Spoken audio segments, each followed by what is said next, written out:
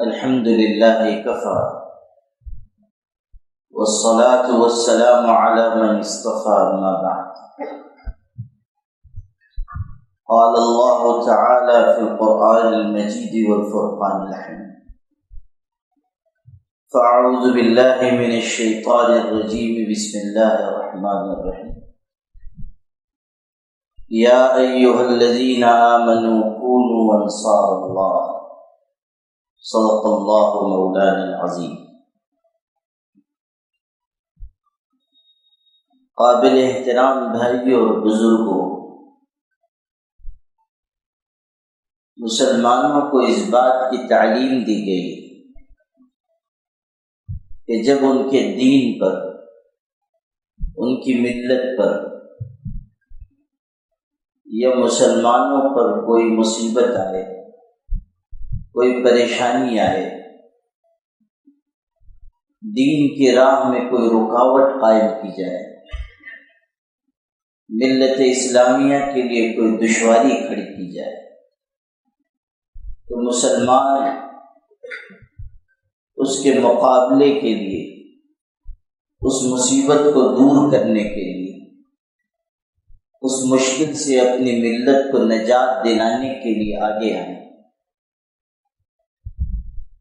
قرآن پاک میں اللہ نے ارشاد فرمایا ہے: یا ایھا الذین آمنوا کونوا انصار اللہ، اے ایمان والو اللہ کے دین کے مددگار بن جاؤ۔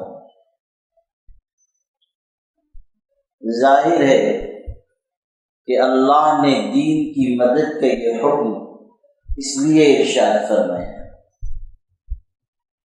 تاکہ مسلمان اہل ایمان اللہ کے دین کے مددگار بن کر اجر و ثواب کے حقدار ہو جائے۔ اللہ اپنے دین کی حفاظت کے لیے خود کافی ہے، اللہ اپنے دین کی مدد کے لیے خود کافی ہے، اللہ کو کسی کے سہارے کی کوئی ضرورت نہیں۔ لیکن اللہ نے اگر ہم کو اور آپ کو یہ حکم دیا ہے کہ اللہ کے دین کے مددگار بن جاؤ، تو اسی لیے دیا ہے کہ جب تم اللہ کے دین کی مدد کرو گے، اس راہ میں جان و مال کی، وقت کی، صلاحیت کی قربانی دو گے، تو اللہ کے ہاں بہتر اجر و ثواب کے حقدار بنو۔ اللہ نے ایمان والوں کی مدد کو اپنے دین کی مدد سے جوڑ دیا۔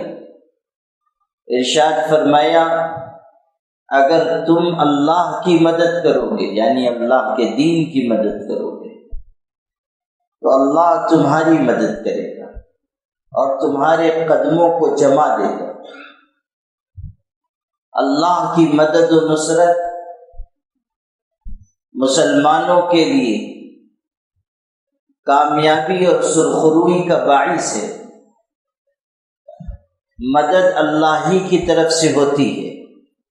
قرآن پاک میں آپ پڑھیں وَمَا النَّصْرُ إِلَّا مِنْ عِنْدِ اللَّهِ الْعَزِيزِ الْحَكِيمِ، مدد تو اللہ کی طرف سے ہے جو زبردست ہے، حکمتوں والا ہے۔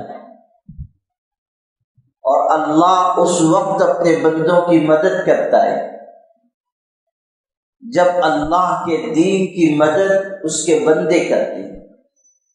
ہم اللہ کے دین کے مددگار بنیں گے، ہم اپنے بھائیوں کی مدد کے لیے سامنے آئیں گے، اللہ بھی ہمارا مددگار بنے گا اور ہمارے قدموں کو جما دے گا۔ مسلم شریف میں حدیث ہے واللہ فی عون العبد ما کان العبد فی عون اخیہ، کہ اللہ اپنے بندے کا اس وقت تک مددگار رہتا ہے جب تک کہ بندہ اپنے بھائی کی مدد کرتا ہے۔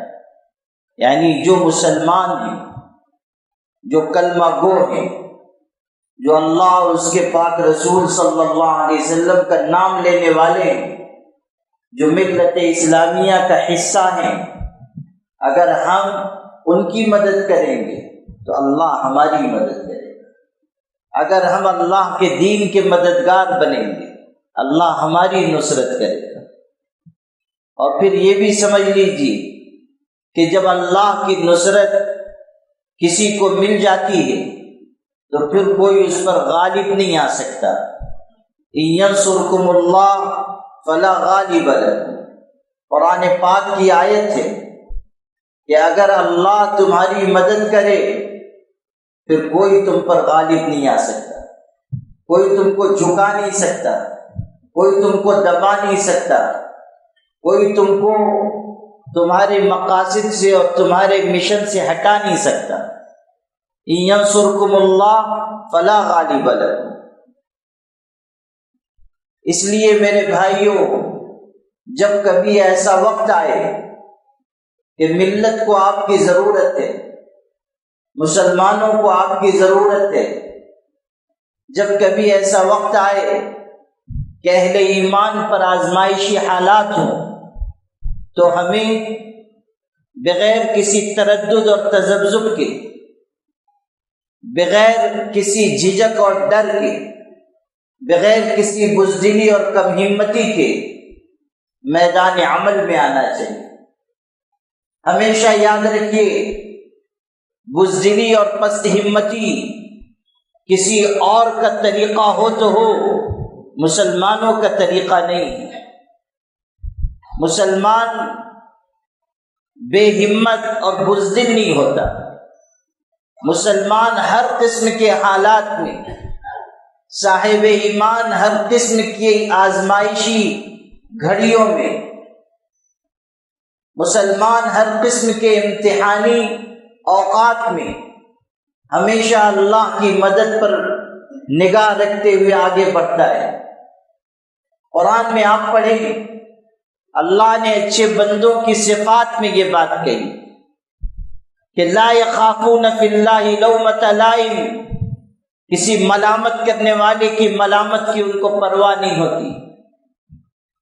توحید کی حقیقت یہی ہے کہ نہ مال کا لالچ آپ کو راستے سے ہٹا سکے، نہ قوتوں اور طاقتوں کا استبداد اور جبر آپ کو ڈرا سکے۔ توحید تو یہ ہے کہ وفا ہو یا جفا انسان اللہ کی طرف سے سمجھے۔ توحید تو یہ ہے کہ ہر قسم کے حالات میں یہ یقین دل میں رہے کہ کرنے والی ذات تنہا اللہ کی، طاقتوں اور قوتوں کا مالک اللہ ہے، سب کچھ کرنے کا اختیار اس کے پاس ہے۔ دنیا کی ساری قوتیں مل کر آپ کو جھکا نہیں سکتی اگر اللہ کی مدد اور نصرت آپ کے ساتھ ہے۔ دنیا کی ساری حکومتیں آپ کو ذلیل نہیں کر سکتی اگر اللہ نے آپ کے مقدر میں عزت لکھ دی ہے۔ قرآن نے یوں ہی نہیں کہا قل اللہم مالک الملک تؤتی الملک من تشاء وتنزع الملک ممن تشاء وتعز من تشاء وتذل من تشاء۔ قرآن یہ حقیقت کیوں بیان کر رہا ہے؟ اسی لیے کہ ساری دنیا کے مسلمان اور ساری دنیا کے انسان، رہتی دنیا تک کے لوگ سمجھ لیں کہ اقتدار لینے اور دینے کا فیصلہ اور عزت اور ذلت کا پیمانہ دونوں اللہ کے دست قدرت میں۔ ساری دنیا کسی کو مل کر عزیز نہیں بنا سکتی اور ساری دنیا مل کر کسی کو ذلیل نہیں کر سکتی۔ اختیار اللہ کا ہے، فیصلہ اللہ کا ہے، اللہ کی طرف سے حکم اور امر نازل ہوتا ہے۔ تو اس حقیقت کو اچھی طرح جان لیجیے کہ اللہ تعالیٰ جب مدد و نصرت فرماتا ہے پھر کوئی غالب نہیں آ سکتا۔ اللہ کی طرف سے جب قوت بخشی جائے پھر کوئی آپ کو کمزور نہیں کر سکتا۔ جب اللہ کی طرف سے کسی کو اٹھانے کا فیصلہ ہو جائے پھر ساری دنیا کی طاقتیں مل کر اسے ذلیل نہیں کر سکتی۔ میں نے یہ بات شروع میں اس لیے عرض کی کہ اس وقت بھی ملت اسلامیہ کو ایک بہت بڑی مشکل پیش آئی ہے، ایک بہت بڑا چیلنج ہمارے سامنے آ کر کھڑا ہو گیا ہے۔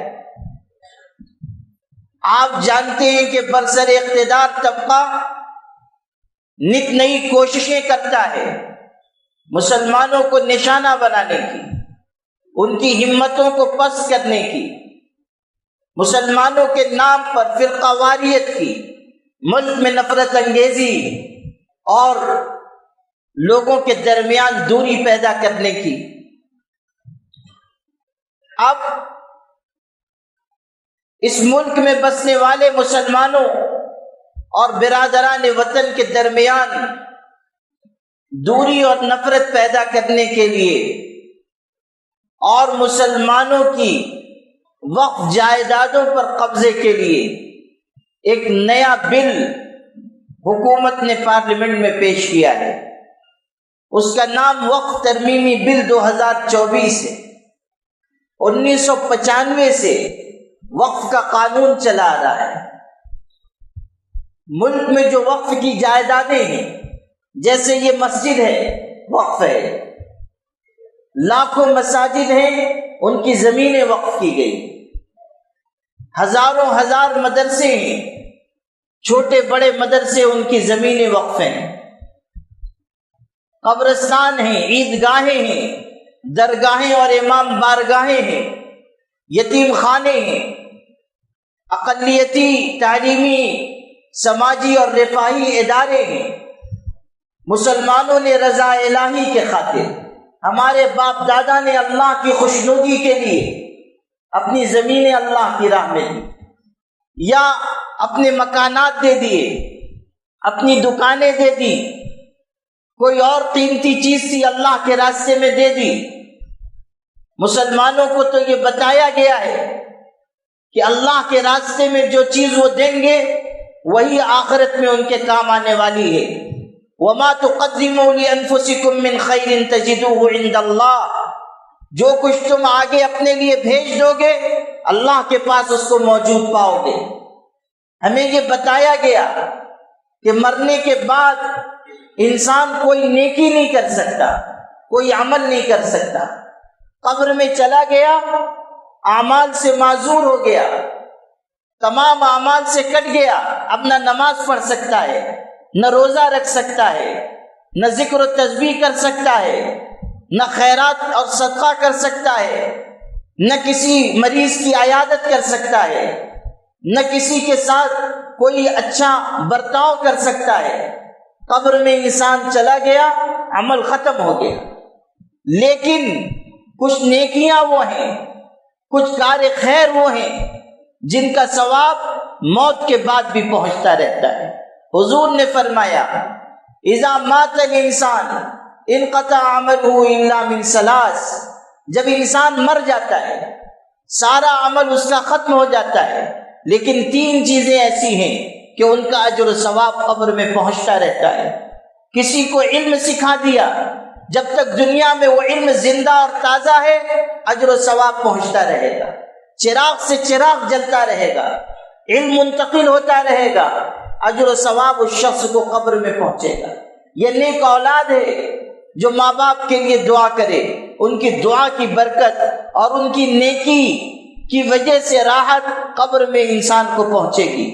اور تیسری چیز ہے صدقہ جاریہ، کوئی چیز اللہ کے راستے میں دی، کوئی زمین وقف کر دی، اپنی ملکیت کی کوئی چیز اللہ کے راستے میں دے دی، کہیں مسجد بنا دی، کہیں کوئی درخت لگا دیا، کہیں کوئی مسافر خانہ بنا دیا، یتیموں کے لیے کوئی چیز وقف کر دی، جب تک وہ چیز باقی ہے اس کا اجر و ثواب قبر میں پہنچتا رہے گا۔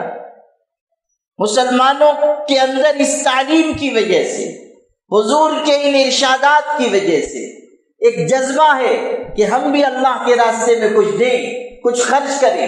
ایسا نہیں کہ صرف امیروں اور مالداروں نے خرچ کیا، صرف پیسے والوں نے خرچ کیا، صرف ثروت مند انسانوں نے، نوابوں نے اور بادشاہوں نے خرچ کیا۔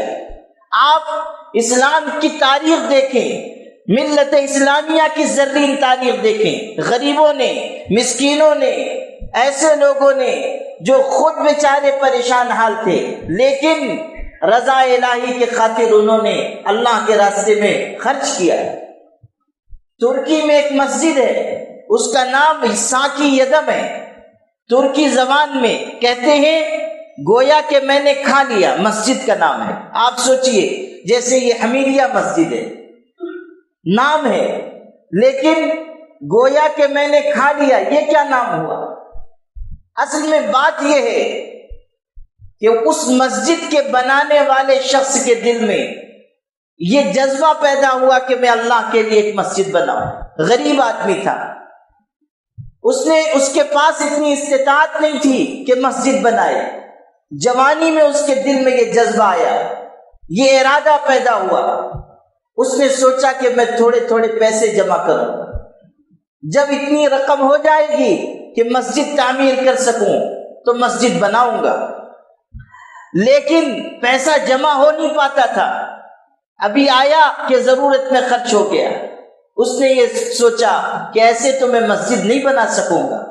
پھر اس کے ذہن میں ایک تدبیر آئی کہ اب جب کبھی میرے دل میں کوئی اچھی چیز کھانے کی رغبت پیدا ہوگی، جتنی رقم کی وہ چیز آئے گی، میں اتنا پیسہ ایک جگہ رکھ دوں گا اور اپنے دل سے کہوں گا گویا کہ میں نے کھا لی۔ اس طرح جوانی سے بڑھاپے تک اس نے پیسہ جمع کیا، اتنی رقم جمع ہو سکی کہ ایک چھوٹی سی مسجد بنا دے۔ اس نے مسجد تعمیر کی۔ لوگوں کو جب اس کے اس قربانی کا، اس کے اس جذبے کا اور قربانی کا علم ہوا تو لوگوں نے اس مسجد کا نام رکھ دیا ساکی یدم، کہ گویا کہ میں نے کھا لیا۔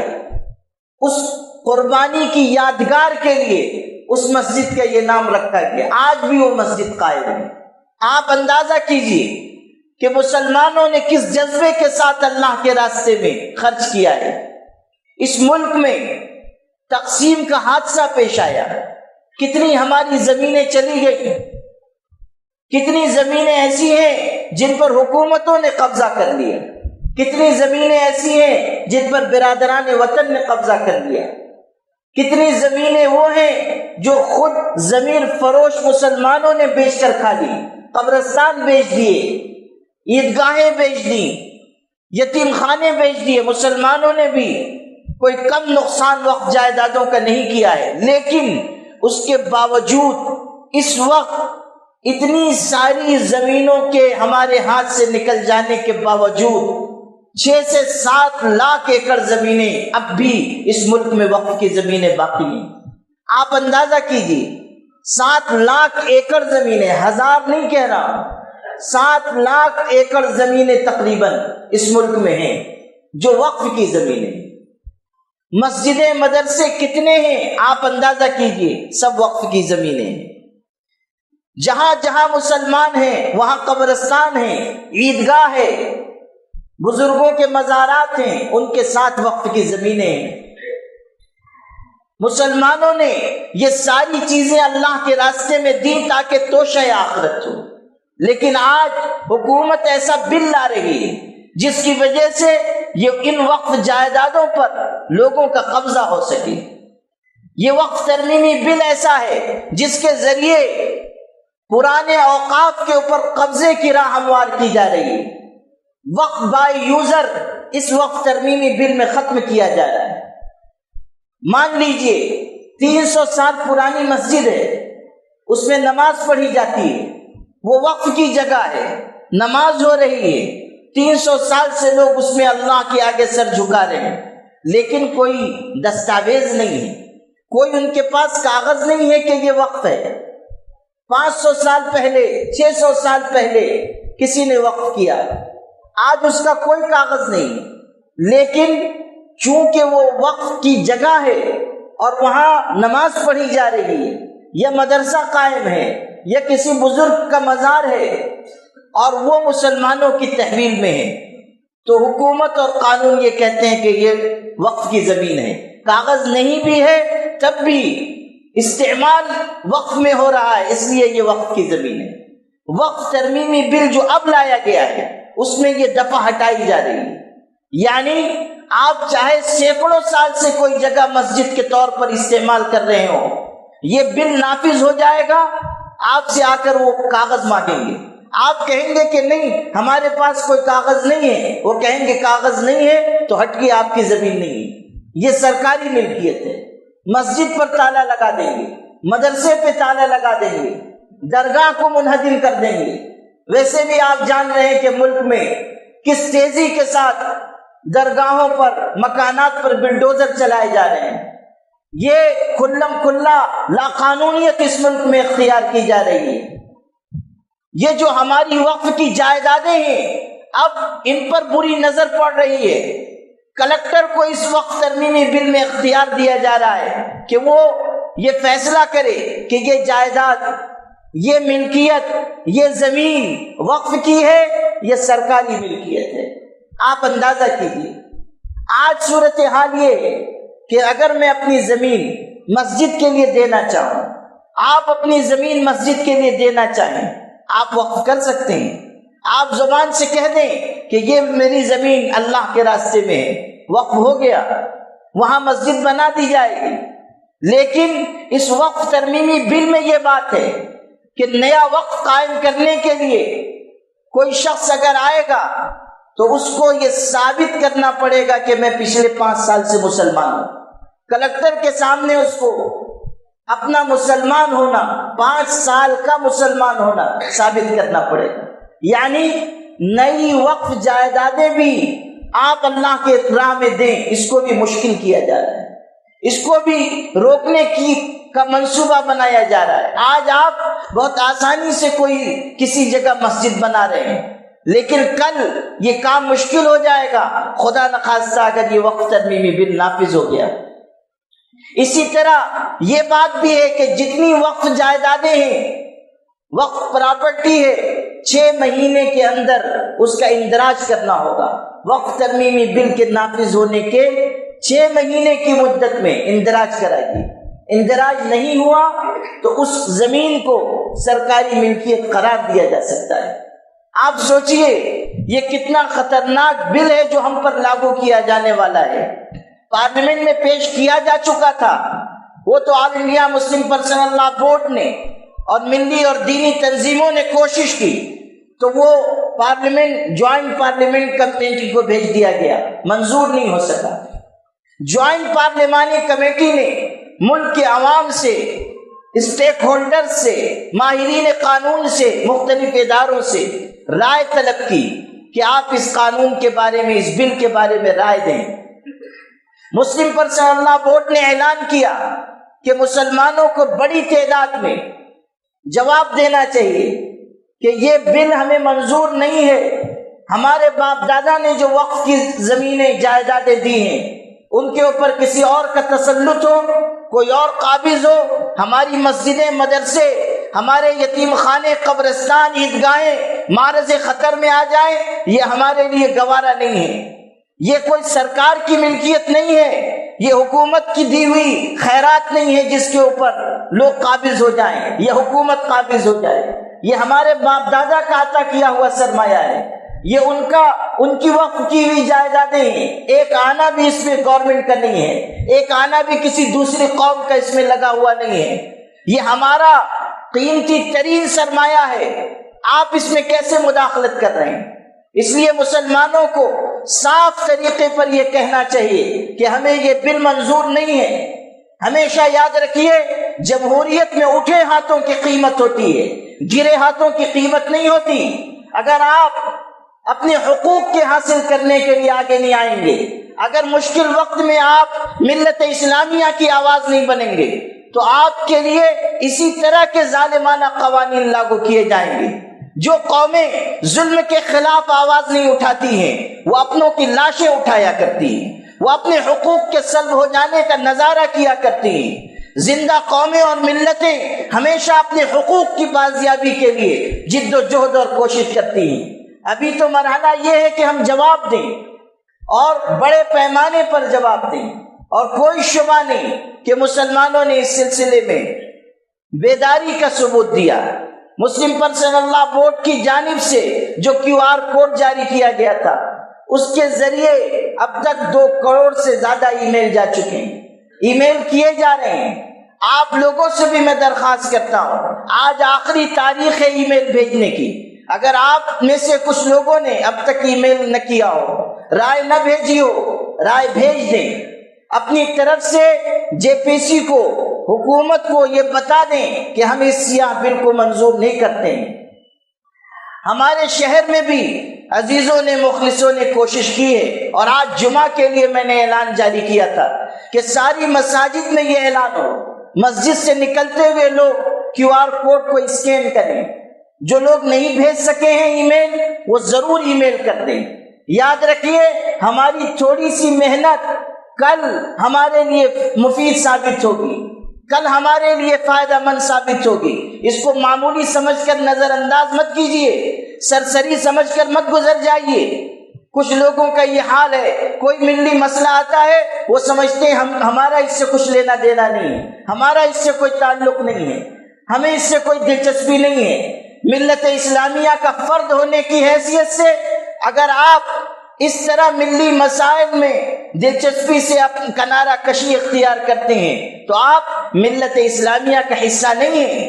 جب کبھی ملت اسلامیہ پر کوئی مشکل وقت آئے، ہمیں آگے آنا چاہیے، ہمیں اپنی ذمہ داری پوری کرنی چاہیے، ہماری قیادت ہمیں جو راستہ دکھائے اس پر چلنا چاہیے، علماء کرام ہمیں جس طرف بلائیں اس طرف جانا چاہیے، شک اور تذبذب کے راستے پر نہیں چلنا چاہیے، اپنی عقل استعمال نہیں کرنی چاہیے، طرح طرح کے اعتراضات اشکالات میں نہیں پڑنا چاہیے۔ سوشل میڈیا ہے، 100 طرح کے لوگ ہزاروں طرح کی باتیں لکھتے ہیں، لا علمی کی وجہ سے، جہالت کی وجہ سے یا غلط پروپیگنڈے سے متاثر ہو کر ان علماء کی بات سنیے جو شریعت کا علم رکھتے ہیں، جو لوگوں کے جو حالات کے اوپر نگاہ رکھتے ہیں، جن کو اللہ تعالیٰ نے بصیرت سے نوازا ہے، جو سمجھتے ہیں کہ قانون کیا ہے، جو سمجھتے ہیں کہ حکومتوں کے ارادے کیا ہیں، جو جانتے ہیں کہ ملک کس سمت میں جا رہا ہے۔ اس لیے آپ سب سے عرض کرتا ہوں، آج آخری تاریخ ہے، رات 12 بجے تک کا وقت ہے، اگر آپ نے ای میل نہیں کیا ہے ضرور کیجئے، دوسرے لوگوں تک آواز پہنچائیے۔ ہمارے جتنے نوجوان ہیں وہ کوشش کریں کہ جہاں جہاں تک یہ آواز پہنچا سکیں اس آواز کو پہنچائیے، لنک کے ذریعے بھی، کیو آر کوڈ کے ذریعے بھی۔ ای میل بھیجنا آسان کر دیا گیا ہے، لکھا لکھایا مضمون ہے، صرف آپ کو 2-3 کلک کر کے بھیج دینا ہے۔ تو آپ حضرات اس کی کوشش کریں کہ جس طرح بھی ہو اس کو آپ آج رات 12 بجے تک اس کو نبھائیں، اگرچہ کہ بڑی تعداد میں ای میل جا چکے ہیں، اور آج پورے ملک سے جمعہ کے ممبر اور جمعہ کی تقریر کے ذریعے اس کا اعلان پورے ملک میں ہو رہا ہے۔ ہم نے آل انڈیا مسلم پرسنل لا بورڈ کی جانب سے خطاب جمعہ بھی جاری کیا جو پورے ملک میں عام ہو چکا ہے۔ اللہ کی مہربانی ہے کہ اس سلسلے میں مسلمان متوجہ ہیں، لیکن ایک بات اور عرض کر دوں کہ یہ تو آج آخری تاریخ ای میل بھیجنے کی ہے، ہمارا کام یہاں مکمل نہیں ہو جائے گا۔ ہو سکتا ہے کہ آنے والے دنوں میں اگر یہ ظالمانہ بل نہ رکا تو ہمیں کسی بڑی تحریک میں شامل ہونا پڑے، ہمیں کوئی عوامی تحریک ملک میں چلانی پڑے، اس وقت پھر مسلمانوں کو آواز دی جائے گی اور آپ کو اس کا حصہ بننا ہے، آگے آنا ہے، بغیر کسی خوف یا بزدلی کے۔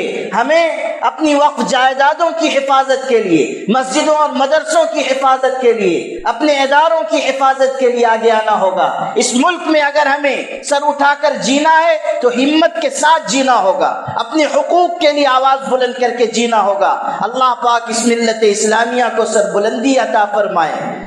قبرستان کے تینوں گیٹ پر انشاءاللہ ہماری خانقاہ کی جانب سے 12 سے 15 نوجوان کھڑے ہوئے ہوں گے ابھی نماز کے بعد، اور وہ کیو آر کوڈ کے اسکین کرنے کا طریقہ بھی آپ حضرات کو بتا دیں گے۔ اور بھی مختلف علاقوں میں اس طرح اسٹال لگا کر کوششیں ہو رہی ہیں۔ اللہ تعالیٰ اپنے فضل سے ان کوششوں کو قبول فرمائے۔ آپ جاتے ہوئے ضرور اس مہم میں حصہ لیں۔ وآخر دعوانا الحمد للہ رب العالمین۔